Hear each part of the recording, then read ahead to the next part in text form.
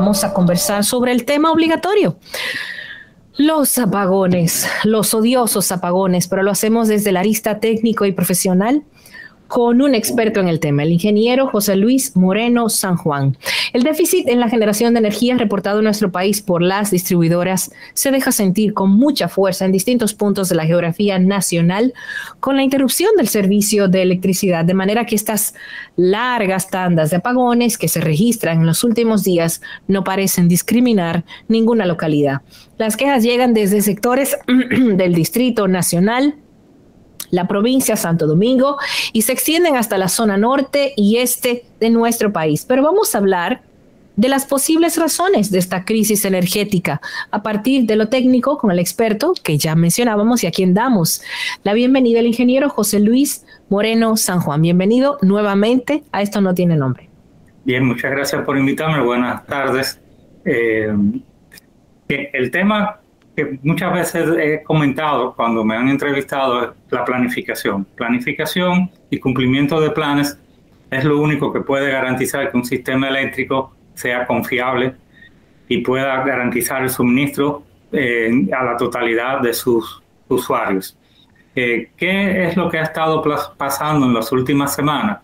Bueno, se combinaron una serie de factores que lo que evidencian es que tenemos una muy precaria capacidad de reserva en el sistema, lo que se conoce como reserva fría, que es decir, plantas que están disponibles para el momento en que se requieren cuando hay fallas en las que están normalmente en línea o supliendo la energía. Cuando se observa que una salida de unos 750 megavatios provoca una crisis de esta magnitud, simplemente lo que todo apunta a que no hay reserva fría para poder soportar cualquier imprevisto como lo que sucedieron ahora. Lo demás puede darse muchas explicaciones, pero esa es la esencial. Nosotros ahora mismo de reserva fría deberíamos tener unos 1060 megavatios. Por lo tanto, si hay fuera 700 megavatios no debería pasar nada, todavía deberíamos tener suficiente capacidad para responder, pero no la tenemos. ¿A qué se debe esto? Bueno, fundamentalmente a que el sistema incrementa su demanda en unos 150 megavatios mínimos anuales y desde el 2019 para acá prácticamente no ha habido nueva entrada de generación. La última gran entrada de generación fue con la Punta Catalina. Punta Catalina iba a tener un impacto positivo en el sistema posiblemente hasta mediados del 2021, pero a partir de esa fecha ya se iba a ir diluyendo la capacidad esa de reserva que se tenía y vamos a volver otra vez al tema normal. La diferencia es que en este caso no se tratan de apagones financieros, sino simplemente déficit de capacidad. Vamos a explicarle, perdóneme, la diferencia a los oyentes entre un apagón financiero y un apagón por lo que usted está mencionando, señalando en este momento.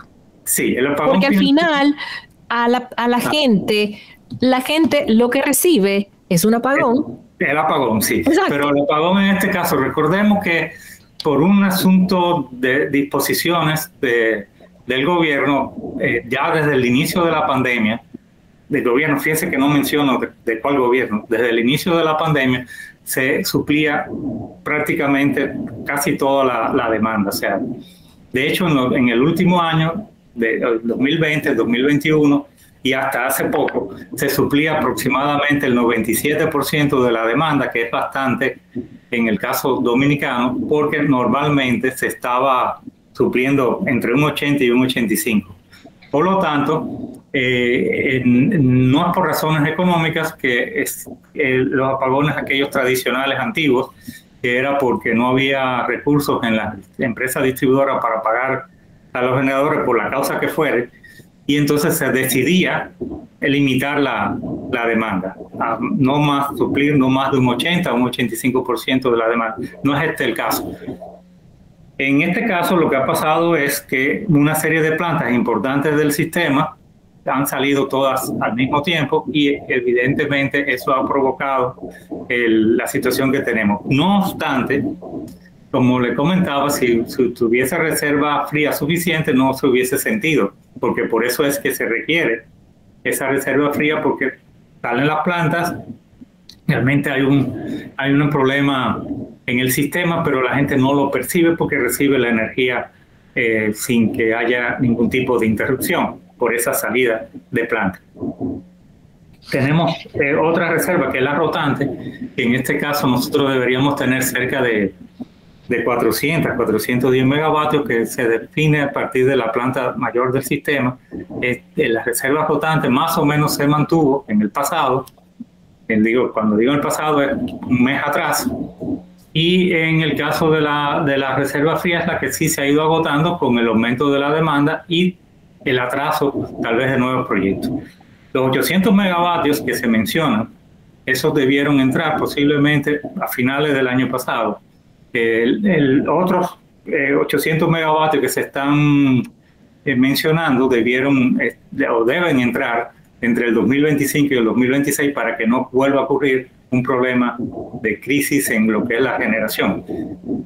Ahora se habla de una contratación de emergencia que desde el punto de vista técnico es correcto. De hecho, lo habíamos sugerido hace unos meses atrás, que se contrataran al menos 250 megavatios antes del inicio del verano de este año, pero también eso ha estado un poco retrasado y por eso se dio este evento. Si se hubiesen contratado esos 250 megavatios, que ahora se están llevando a 400, que no nos parece correcto ir a 400 megavatios por el atraso de los proyectos que les mencioné anteriormente, debe de mejorar la situación si se llega a hacer esa instalación de aquí al mes de septiembre de este año. Hay una 250 megavatios que creo que van a entrar en un mes o mes y medio, porque ya eso estaba en curso, esa contratación de emergencia, pero la contratación de emergencia casi siempre se debe a que los planes no se cumplieron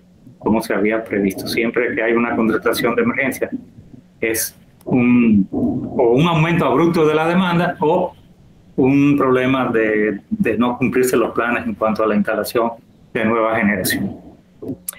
Entonces, tenemos un déficit energético, no cubrimos del todo lo que requiere la población creciente y demandante de energía. ¿Cuál sería la solución a mediano o largo plazo? Porque a corto plazo sabemos que no va a ser. No podemos construir plantas de energía o sistemas de energía alternativa de hoy para mañana.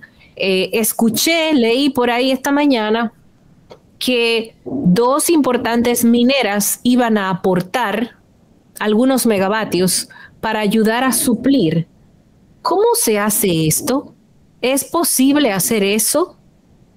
Bueno, fíjense, de hecho la crisis actual, o sea, lo que hemos estado pasando las últimas 2 semanas, es muy probable que a partir del domingo esté prácticamente superada, pero eso lo que quiere decir es simplemente que volvemos a lo mismo. Ya tenemos suficiente generación para cubrir la demanda, pero si hay una salida de alguna planta volveremos otra vez a estar con los apagones.